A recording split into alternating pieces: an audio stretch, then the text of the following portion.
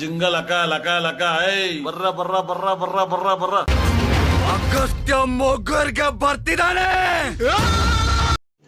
रुको जरा सबर करो. ದರ್ಶನ್ ಗ್ಯಾಂಗ್ ಮತ್ತೆ ಜೈಲು ಪಾಲಾಗಿದೆ. ಜುಲೈ 18ರವರೆಗೂ ಕೂಡ ನ್ಯಾಯಾಂಗ ಬಂಧನವನ್ನ ವಿಸ್ತರಣೆ ಮಾಡಲಾಗಿದೆ.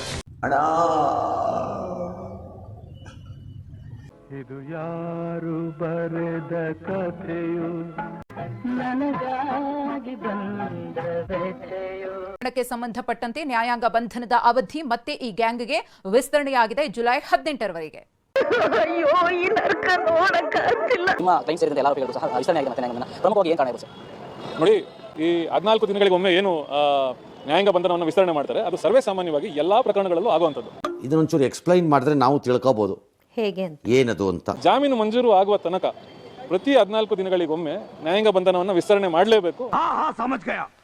ಆ ಪ್ರಕರಣದಲ್ಲಿ ಮ್ಯಾಜಿಸ್ಟ್ರೇಟ್ ನ್ಯಾಯಾಲಯದಲ್ಲಿ ಜಾಮೀನು ಅರ್ಜಿಯನ್ನು ಸಲ್ಲಿಸಲಿಕ್ಕೆ ಅವಕಾಶ ಇರೋದಿಲ್ಲ. ಯಾಕೆಂದ್ರೆ ನಿನ್ನ ಮಾತು ಕೇಳ್ತಾ ಇದ್ರೆ ಕುಡಿದಿರ ಕಿಕ್ಕೆಲ್ಲ ಇಳ್ತೋಗ್ತಾ ಇದೆಯಲ್ಲ. ಜಾಮೀನು ಅರ್ಜಿ ಅವಾಗ ಸಲ್ಲಿಸಿದ್ರೆ ಯಾವಾಗ ಸಲ್ಲಿಸಬಹುದು? ದರ್ಶನ್ ಸೇರಿದಂತೆ ಮತ್ತೆ ಆರೋಪಿಗಳಿಗೆ.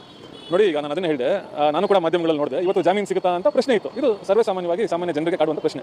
ಸುಮ್ಮನೆ ನೀವು ಒಳ್ಳೆ ಗೊತ್ತಿಲ್ಲದೆ ಹೇಳ್ತಾ ಇರ್ತೀರಿ ಎಲ್ಲರೂ. ನೀವು ಅಸೆಂಬ್ಲಿ ಪ್ರೊಸೀಡಿಂಗ್ಸ್ನೆಲ್ಲ ಯಾರು ತಿಳ್ಕೊಳ್ಳೋಕ್ಕೆ ಹೋಗಲ್ಲ. ನಮ್ಮ ಜನನೂ ಅಷ್ಟೇ, ನಮ್ಮ ಜರ್ನಲಿಸ್ಟ್ಗಳು ಅಷ್ಟೇ, ಇಬ್ರು ಸರಿ ಇದ್ದೀರಿ. ಚಿತ್ರದುರ್ಗದ ರೇಣುಕಸ್ವಾಮಿ ಕೊಲೆ ಪ್ರಕರಣವನ್ನ ನ್ಯಾಯಾಂಗ ತನಿಖೆಗೆ ನೀಡುವಂತೆ ಒತ್ತಾಯಿಸಿ ಬಳ್ಳಾರಿಯಲ್ಲಿ ಪ್ರತಿಭಟನೆ ನಡೆಸಿದ್ರು. ನ್ಯಾಯಾಂಗದ ಮೇಲೆ ವಿಶ್ವಾಸ ಬರಬೇಕಾದ್ರೆ ನ್ಯಾಯಾಂಗ ತನಿಖೆ ಮಾಡಿ ದರ್ಶನ್ ಹಾಗೂ ಸಹಚರರಿಗೆ ಗಲ್ಲು ಶಿಕ್ಷೆ ಕೊಡಿ ಅಂತ ಆಗ್ರಹಿಸಿದ್ದಾರೆ.